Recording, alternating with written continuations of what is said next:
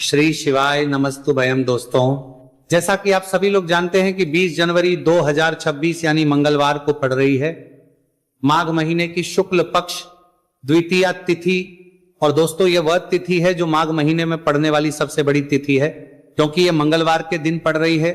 और हमारे हिंदू धर्म में इसका बहुत ही बड़ा और विशेष महत्व होता है। पूज्य गुरु जी ने कहा है कि अगर कभी भी मौका लग जाए और माघ महीने की द्वितीया तिथि मंगलवार को पड़ जाए तो आप लोगों को सिर्फ और सिर्फ 11 गेहूं के दाने वाला उपाय तो अवश्य ही करना चाहिए, क्योंकि इन दोनों तिथियों का संयोग बहुत ही कम आता है। इसी के साथ दोस्तों, गुरुजी ने कहा है कि जब भी माघ महीने की द्वितीया तिथि पड़े तो आप लोगों को सिर्फ और सिर्फ 11 गेहूं के दाने वाला उपाय तो अवश्य करना। यह उपाय इतना खास है कि अगर आपने सही मुहूर्त पर सही क्रिया अनुसार 11 गेहूं के दाने वाला उपाय कर लिया, जो प्राचीन काल के समय का महा उपाय है, तो मान के चलिए दोस्तों, महादेव जी के आशीर्वाद से आपके जीवन का कितना ही बड़ा दुख हो उससे आपको मुक्ति मिल जाएगी। आपकी कोई भी मनोकामना हो, मान लीजिए आप नौकरी की तैयारी कर रहे थे तो आपकी नौकरी लग जाएगी, आपका बंद पड़ा व्यापार चल पड़ेगा। और दोस्तों, आप जिस बीमारी से आप बहुत दिनों से परेशान थे उस बीमारी से आपको मुक्ति मिल जाएगी। आपके जीवन में धन आना शुरू हो जाएगा, आपके जीवन में धन आने के नए नए रास्ते खुल जाएंगे। और मान के चलिए दोस्तों, फिर आपको किसी भी प्रकार की परेशानी का सामना नहीं करना पड़ेगा। इसीलिए दोस्तों, 20 जनवरी मंगलवार के दिन आप लोगों को इस वाले उपाय को जरूर कर लेना है। भले ही आपने पूरे साल भर इस उपाय को ना किया हो, पर अगर आपने इस माघ महीने में पड़ने वाली द्वितीया तिथि के दिन अगर इस वाले उपाय को कर लिया तो आपको इस उपाय को करने का वो फल मिलेगा जिसकी आपने कभी भी नहीं करी होगी।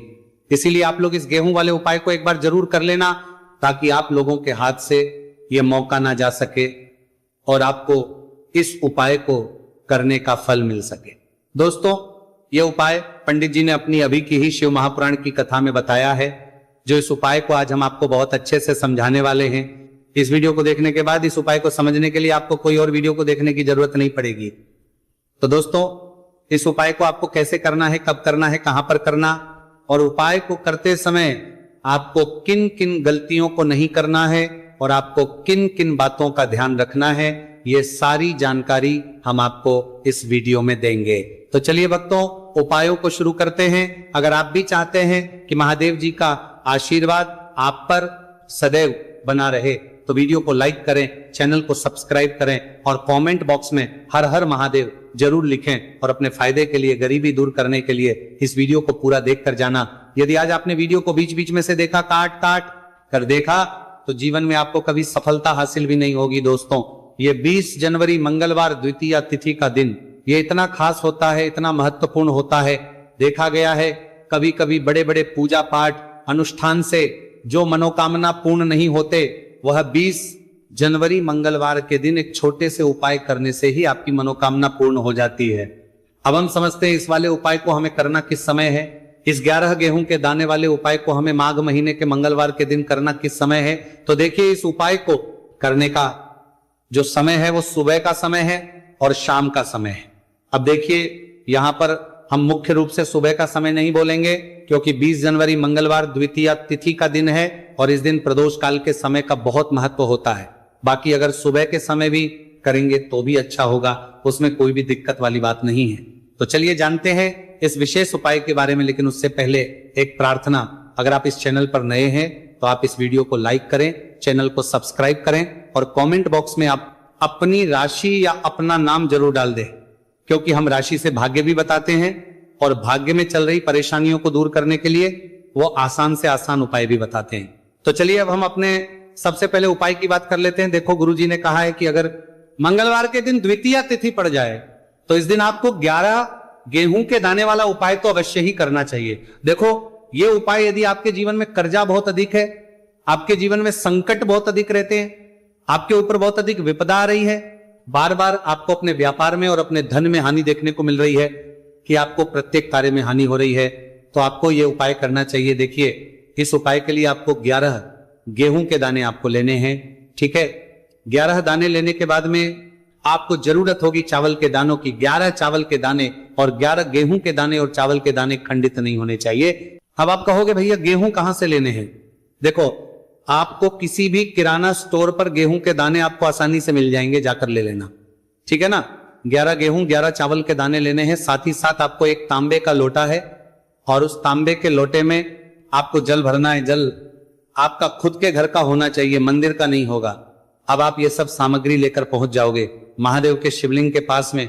शाम के टाइम पे प्रदोष काल में देखो, जब आप ये उपाय कर रहे हो तो अपना फेस रखना उत्तर दिशा, नॉर्थ डायरेक्शन की तरफ। अब यहां पर जो मैं आपको क्रम बताने जा रहा हूं ना, उस मेरे क्रम को बहुत ध्यान से सुनिए।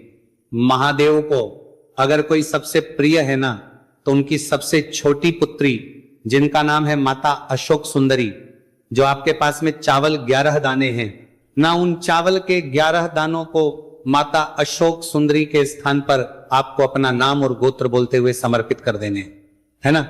और चावल के दानों को रखने के बाद में जो आपके पास में तांबे का लोटा है ना, उस तांबे के लोटे को कहीं पे भी हम जल नहीं चढ़ेंगे।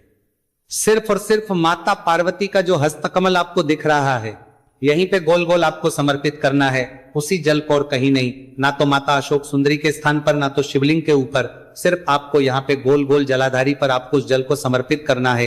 अब आपके पास में बचे हुए हैं 11 गेहूं के दाने और बचे हैं। उन्हीं 11 गेहूं के दाने को आपको अपनी मनोकामना अपने विशेष कहते हुए महादेव के शिवलिंग के ऊपर अगर आप द्वितीया तिथि के दिन प्रदोष काल में समर्पित कर देते हैं, तो आपकी जो भी मनोकामनाएं होंगी, जो भी विश होंगी, महादेव पूरी जरूर करते हैं। अन्न को समर्पण करने से, उस खासकर गेहूं को समर्पण करने से हमारी इच्छाएं पूरी होती हैं। और अगर वह दिन मंगलवार द्वितीय तिथि का दिन हो, तब तो इससे सुंदर संयोग कुछ भी नहीं हो सकता। आपकी इच्छाओं को पूरा करने के लिए स्पेशल बहुत प्यारा सा उपाय आप सभी को जरूर करना है। ध्यान में रखिएगा, ये उपाय प्रदोष काल में करना है। देखो, गुरुजी ने कहा है भगवान शिव के शिवलिंग पर 33 कोटि देवी देवताओं का वास होता है। अगर हम शिवलिंग के सामने कुछ भी उपाय करते हैं तो हमारे सभी देवी देवता हमसे खुश हो जाते हैं। ये उपाय आपको अवश्य करना है। देखो, सुबह के टाइम नहीं कर सकते, ठीक है। अब बात करते हैं अगले उपाय की। देखो, इस उपाय के लिए आपको लेना है एक गोल बाती का दीपक। आप चाहे तो मिट्टी का ले सकते हैं या फिर घर से शुद्ध आटा मढ़कर उसका दीपक आप तैयार कर सकते हैं। इसके बाद आपको लेना है शुद्ध गाय का घी। अगर वो नहीं है तो कोई भी देसी घी इस्तेमाल कर सकते हैं, जिससे आपको दीपक प्रज्वलित करना है। देखो, अब ये सब सामग्री लेकर आपको जाना है प्रदोष काल में आपके घर पर तुलसी जी के घेरे के पास में। देखो, ये उपाय तो आपको अवश्य करना है। देखो, वहां पहुंचकर सबसे पहले वो दीपक आपको प्रज्वलित कर देना है और का 11 बार जाप करना है। उसके बाद आपको अपने सीधे हाथ में थोड़ी हल्दी लेकर उस दीपक में अपना नाम और गोत्र बोलते हुए डाल देना है। उसके बाद माता लक्ष्मी से आपको प्रार्थना करना है कि हे महालक्ष्मी, हमारी सभी दुख तकलीफों को दूर करो। हे महादेव, हमारे सब दुख कष्टों को खत्म करो। इस भावना से आपको ये उपाय करना है। चलिए अब बात कर लेते हैं दूसरे उपाय की। दोस्तों, आप सभी जानते हैं कि मंगलवार द्वितीया तिथि का दिन समर्पित होता है भगवान महादेव को, या कि माता पार्वती को द्वितीया तिथि का दिन समर्पित होता है। और जब भी हम शिवलिंग के ऊपर कोई भी उपाय करते हैं तो इससे हमें एक साथ भगवान महादेव की और माता पार्वती की कृपा प्राप्त हो जाती है। देखिए दोस्तों, गुरुदेव ने बताया है कि मंगलवार के दिन किया जाने वाला यह सबसे खास और सर्वश्रेष्ठ उपाय है। 7 चने की दाल लेनी है। देखिए, आप 7 चने की दाल भी ले सकते हैं या फिर 11 भी ले सकते हैं, 21 या फिर 108 चने की दाल ले सकते हैं। यदि आप 21 चने की दाल लेते हैं तो ये आपके उपाय के लिए अत्यधिक सर्वोत्तम होता है। तो इस प्रकार से आप कम से कम 7 चने की दाल ले सकते हैं और अधिक से अधिक आप 108 चने की दाल ले सकते हैं। अब देखिए, इसी के साथ में आपको मात्र 1 लोटा शुद्ध जल लेना होगा तांबे के पात्र के अंदर अपने ही घर से, और साथ ही में आपको मात्र 1 से 2 गू के टुकड़े भी लेने। देखिए, मंगलवार द्वितीया तिथि का दिन भगवान महादेव को होता है। आपको ये जो सारी सामग्रियां हैं इन्हें लेकर के पहुंच जाना है भगवान शिव के मंदिर में। इस उपाय को आप सुबह से लेकर के शाम तक किसी भी समय में कर सकते हैं, लेकिन यदि आप शाम के समय इस उपाय को करते हैं तो यह उपाय आपके लिए और अधिक सर्वोत्तम होता है। तो यदि आपको प्रदोष काल के समय में मिल जाता है तो फिर आप प्रदोष काल में भी कर सकते हैं, या फिर आप पूरे ही दिन में किसी भी समय इस उपाय को कर सकते हैं। शिव मंदिर पहुंचने के बाद सबसे पहले तो आपको दक्षिण दिशा में बैठ जाना है। उत्तर दिशा की तरफ आपको अपना मुख कर लेना है। लेकिन यदि शिवालय में भीड़ है, शिव मंदिर में भीड़ है, तो फिर आप किसी भी दिशा में बैठकर इस उपाय को कर सकते हैं। तो देखिए, सबसे पहले आपके पास जो गुड़ के टुकड़े हैं, जो आप गुड़ के टुकड़े लेकर के आए थे, उन्हें आपको शिवलिंग के सामने ही जो आपके पास एक लोटा जल है, उस पात्र में आपको ये गुड़ के टुकड़े डाल देना है। इसी के साथ में आप जो चने की दाल लेकर के थे, चाहे आप 7 चने की दाल लेकर के आए, 11, 21, जितने भी आप चने की दाल लेकर के आए हैं, इस चने की दाल के ऊपर आपको जो आपके पास गुड़ वाला जल आपने तैयार किया है, इसमें से थोड़ा सा जल आपको इस चने की दाल पर डाल लेना है। अब देखिए, आपके पास जो गुड़ वाला जल है, इसमें से सबसे पहले थोड़ा सा जल आपको श्री गणेश जी वाले स्थान पर समर्पित कर देना है, श्री शिवाय नमस्तुभयम इस मंत्र का जाप करते हुए। फिर थोड़ा सा जल आपको श्री कार्तिकेय जी वाले स्थान पर समर्पित करना है, श्री शिवाय नमस्तुभयम इस मंत्र का जाप करते हुए। फिर थोड़ा सा जल आपको माता अशोक सुंदरी वाले स्थान पर भी समर्पित करना है, श्री शिवाय नमस्तुभयम इस मंत्र का जाप करते हुए। फिर थोड़ा सा जल आपको माता पार्वती के हस्त कमल पर समर्पित करना है और आपको श्री शिवाय नमस्तुभयम इस मंत्र का जाप कर लेना है। अब देखिए दोस्तों, आपके पास जो साजल और शेष बचेगा, इसमें से आपको केवल थोड़ा सा जल शिवलिंग पर अर्पित कर देना है और अंत में आपको उस पात्र में थोड़ा सा जल और शेष बचाना है। पूरा जल आपको शिवलिंग पर अर्पित नहीं करना है, अंत में आपको थोड़ा सा जल और शेष बचाना है। अब देखिए, आप जितनी भी चने की दाल लेकर के आए हैं, अगर आप 7 चने की दाल लेकर के आए हैं तो आपको 7 बार श्री शिवाय नमस्तुभयम इस मंत्र का स्मरण कर लें। यदि 11 चने की दाल लेकर के आए हैं तो फिर आपको 11 बार इस मंत्र का जाप करना है।